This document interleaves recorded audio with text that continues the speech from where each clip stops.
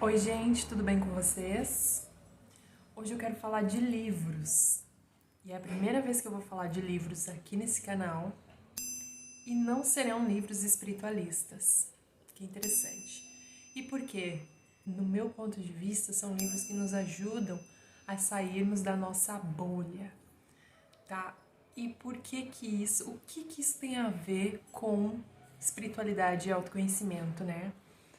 Então, calme-se, você vai entender logo. Quero dar a indicação, então, de 3 livros que ajudam a gente a pensar fora da nossa realidade comum, fora nas redes sociais, porque redes sociais também são uma bolha, a gente vê aquilo que a gente gosta, aquilo que a gente mais curte, que são coisas as quais dizem respeito ao que a gente acredita, ao que a gente pensa.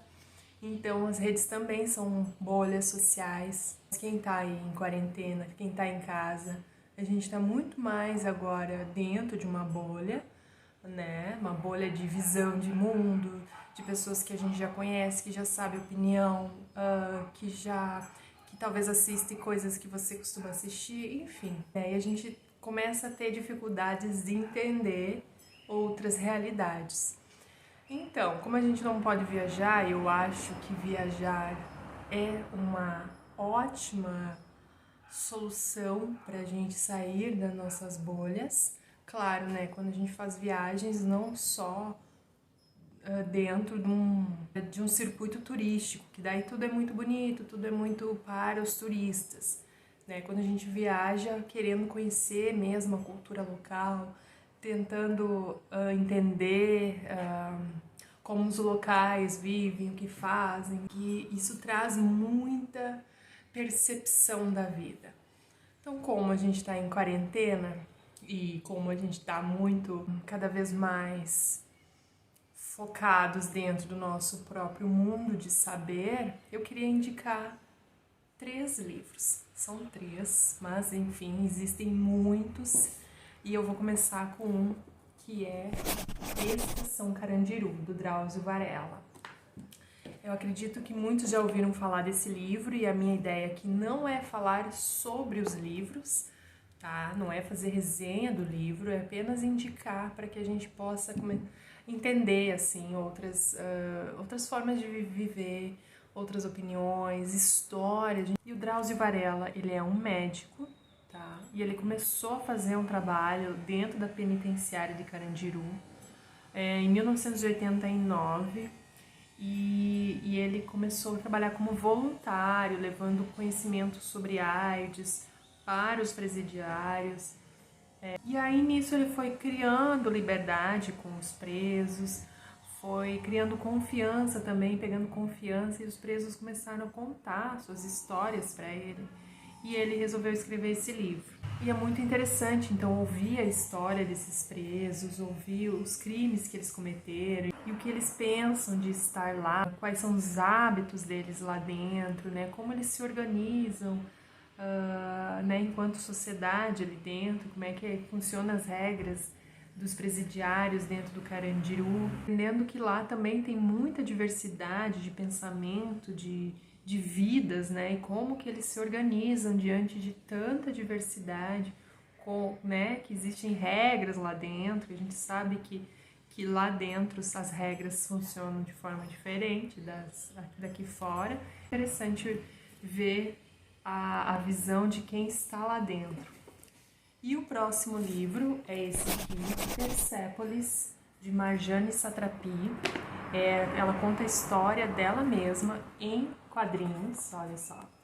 Ela estudou artes plásticas, então ela tem esse conhecimento, né, de desenho e tal.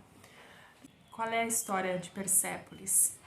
Persépolis vem de Pérsia, que é o território que hoje é o Irã. E ela conta de várias questões religiosas e políticas que influenciaram, né? Claro, influencia todo um povo. E como que ela e a família dela acabou lidando com todas essas questões, né? Que teve ditadura islâmica durante um tempo, quando ela era pequenininha. E quando ela tinha seus 14 anos por aí, enfim, adolescente, o Irã entrou em guerra contra o Iraque. Então, tudo isso acabou fazendo com que os pais dela tivessem que tomar decisões no sentido de encaminhar ela para a Áustria. Enfim, aí fala assim dos conflitos internos dela, né, enquanto pequenininha, né, que ela era muito religiosa. Todas aquelas crenças que vinham da religião, os pais dela já traziam crenças um pouco diferentes, né? Por exemplo, que o rei daquela época não era um enviado de Deus, né? Coisas que ela aprendia na escola e que os pais dela já ficavam um pouco assim e acabavam refutando isso. Que, nossa, eu sou fãzona desse livro, meu Deus. E tem um filme também, eu não sei se hoje esse filme tá no YouTube, tem que pesquisar. E aí um livro atual pra mim, pelo menos, porque é o que eu tô lendo no momento, O Olho da Rua, da fantástica jornalista Eliane Brum. Ela é minha conterrânea, ela nasceu aqui em Juí, muito pertinho de onde eu falo. E ela é uma jornalista que vai para o mundo, né? Uma repórter muito conceituada aqui no Brasil, muito conhecida aqui no Brasil. E ela traz esse olhar, claro, é um olhar de fora, mas ainda assim ela consegue trazer um olhar o máximo incluída, né, naquilo que ela busca, daquilo que ela pretende falar. Ela é do tipo de repórter que fica vários dias, por exemplo, ela ficou vários dias, uma semana, se não me engano, dentro de um asilo, né, uma casa de velhos, como ela disse, porque ela não é nada politicamente correta. Ela diz que não é uma casa de repouso, que isso é só uma forma bonitinha de falar, que na verdade é um lar de velhos, uma casa de velhos. E ela tem essa pegada bem crua da vida, sabe? Ela gosta de trazer essa crueza. Tanto Estação Carandiru quanto O Olho da Rua, eles têm essa pegada, assim, de não tentar florear. Ela gosta de trazer essa coisa bem visceral, como ela mesma diz. Na verdade, esse livro é um compilado de reportagens que ela fez para algumas revistas, como a Época, alguns anos atrás, né? E ela não só traz a reportagem em si, como ela traz o que ela vê da reportagem. Para Roraima, fazer matéria em Roraima, em tribos indígenas, ela fica lá com os índios, então ela é realmente muito visceral. A escrita dela é muito pulsante, assim. É uma leitura que com certeza nos faz pensar fora da nossa caixinha de pensamentos, de conceitos sobre a vida. Sempre quando a gente fala real, qual a realidade? E até na visão espiritualista a gente entende que as realidades são múltiplas. E aí é aí que tá a questão que eu queria trazer aqui pra gente refletir. O tanto que a gente consegue ver no mundo e o tanto que nossa mente consegue conceber se torna o nosso universo. E aí, como que eu posso ser uma espiritualista melhor, com empatia sobre as questões humanas, né? Sobre realidades muito longe de mim, se eu não consigo enxergar nada além do que está muito fora desse mundo que eu vivo, né?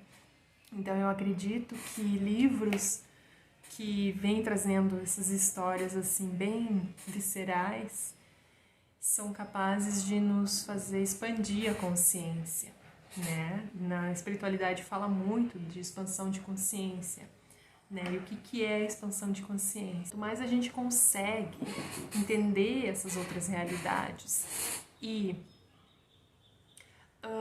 aprender com essas outras realidades, nossa mente se expande, nossa consciência se expande. Nossa consciência tem a capacidade, vai criando habilidade de abraçar mais esse mundo que está na consciência, aquilo que a gente sabe, que já foi dado luz para aquilo, né? Que a gente já consegue ter uma visão daquilo. Então, expansão de consciência é ter uma visão cada vez maior das coisas do mundo e das coisas fora do mundo, né, para os espiritualistas, e isso vai nos dando uma habilidade maior de compreender esses outros mundos. A gente começa a aprender também sobre o certo e errado, né? O que é o certo e errado, o que é o feio e bonito, né? Então, às vezes a gente consegue, às vezes a gente fica tão dentro, em si mesmado, seria essa palavra, né? Dentro de si mesmo, né? Que a gente não enxerga mais nada e que a nossa realidade é a única possível. E eu acredito que esse lance de sair da bolha nos faz melhor, viu? Nos faz pessoas melhores. Então a gente sai daquela questão das ideias fixas que a gente tem do mundo, né? Nossos preconceitos. Falando de ideias que o mundo vai mudando, as coisas vão se transformando, né? Nada é fixo nesse mundo, tudo é impermanência. Só que as ideias se mantêm, né? Muitas vezes continuam com ideias que já não fazem muito sentido. Para o mundo, socialmente, já não fazem muito sentido. E essas ideias podem nos fazer muito mal, né? Porque a gente não está acompanhando o fluxo. A gente está botando uma pedra ali nesse fluxo da vida, né? E nisso, essa pedrinha vai ser um grande peso para a gente carregar durante Existe uma questão na espiritualidade que fala muito de sermos nossos próprios mestres, de nós pensarmos por conta própria. Mas o que isso significa? Significa que eu junto todos esses elementos das quais eu vi e vivi e li e compreendi, eu vou juntando tudo isso, essa minha mente vai se expandindo cada vez mais e eu consigo tomar decisões por mim.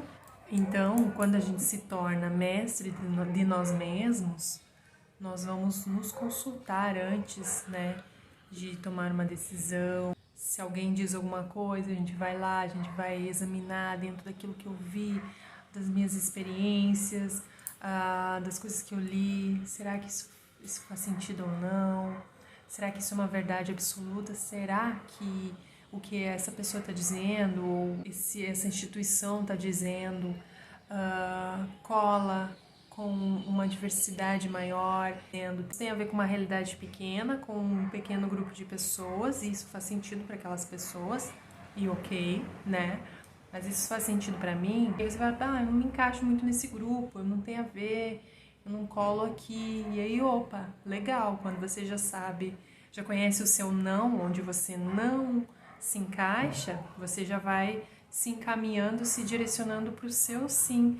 E esse sim é muito importante, que a gente tenha consciência do nosso sim, daquilo que a gente busca na vida, dos nossos valores, dos nossos propósitos, dos nossos princípios, da nossa verdade que pode ser expandida, da nossa verdade que pode ser,